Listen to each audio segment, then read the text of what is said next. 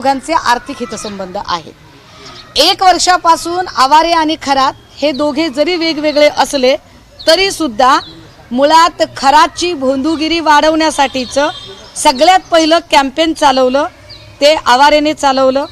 कारण आवारे त्या काळामध्ये स्टाईसचा मेंबर होता। स्टाईस काय आहे?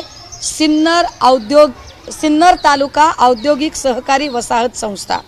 ही सिन्नर तालुका औद्योगिक सहकारी संस्था, या संस्थेमध्ये जे 400 उद्योजक आहेत त्या 400 पैकी 12 उद्योजकांची मिळून एक संचालक कार्यकारिणी बनते। त्या 12 पैकी एक हा आवारे होता। आवारेने त्याला बसायला जागा करून दिली खऱ्यातला। तिकडे येणाऱ्या प्रत्येक उद्योजकाला जर काही अडचणी येत असतील, व्यापारामध्ये बिझनेसमध्ये काही कमी जास्त होत असेल तर आवारे लगेच सांगायचा, तुम्ही जरा खरात गुरुजींना हात दाखवता का, खरात गुरुजींना पत्रिका दाखवता का। असं करून एक एक इंडस्ट्रियलिस्ट खरातपर्यंत पोचवायचं काम आवारेने केलं। आवारे एवढ्यावर थांबला नाही। आवारेने जे पुस्तक लिहिलं असा मी नामकरण, या पुस्तकामध्ये साधारण 18 पानं आहेत, पान क्रमांक 67 पासून पुढची। ही जर पानं वाचली तर लक्षात येईल आवारेने जाणीवपूर्वक ठरवून खरात कसा सिद्ध पुरुष आहे हे सांगणाऱ्या चमत्कारिक कथा लिहिल्या। म्हणजे बुवाबाजी वाढवण्याचं काम हे आवारेने केलं। त्या सगळ्या सुरस कथा लिहून कुठल्या तरी विधवेला कसा गुण आला, कुठल्या तरी म्हातारीला कसा गुण आला, कुठल्या तरी माणसाला कसं धंद्यामध्ये यश मिळालं, अशा सगळ्या प्रकारच्या सुरस चमत्कारिक कथा या आवारेने लिहिल्या। आवारेने वेगवेगळ्या यूट्यूबर्सना सांगून, वेगवेगळे जे ब्लॉगर असतात जे पर्यटन स्थळांची माहिती देतात त्यांच्याकडून हे मंदिर हेमाडपंथी आहे असा एक प्रचार सुरू केला। मुळात हेमाडपंथी मंदिर हे अष्टकोनी असतं, ईशान्येश्वर मंदिर हे साधं चौकोनी मंदिर, अगदी आत्ता आलेलं मंदिर।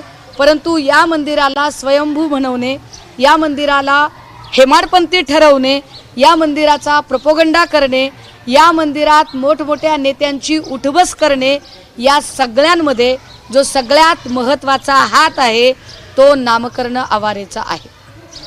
ललित पोफळेने चिकार प्रॉपर्टी कमवली, पण ललित पोफळे हे नंतर आलेलं कॅरेक्टर, आणि या सगळ्यांमुळे मग पुन्हा नामकर्ण आवारे आणि या दोघांचे संबंध साधारण 1 वर्षापासून बिघडले।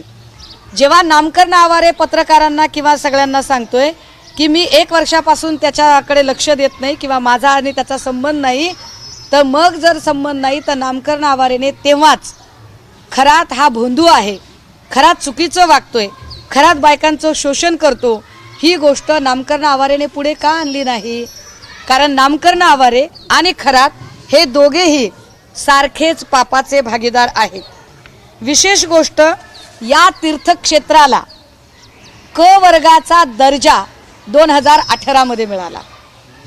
2018 मध्ये मिळाला दर्जा। आत्ता मात्र वेबसाईटवरती माहिती दिसत नाही, पण 2018च्या यादीमध्ये या क्षेत्राला तीर्थक्षेत्राचा दर्जा देण्यासाठी कोण कोण लोक होते हे सुद्धा एकदा बघितलं गेलं पाहिजे।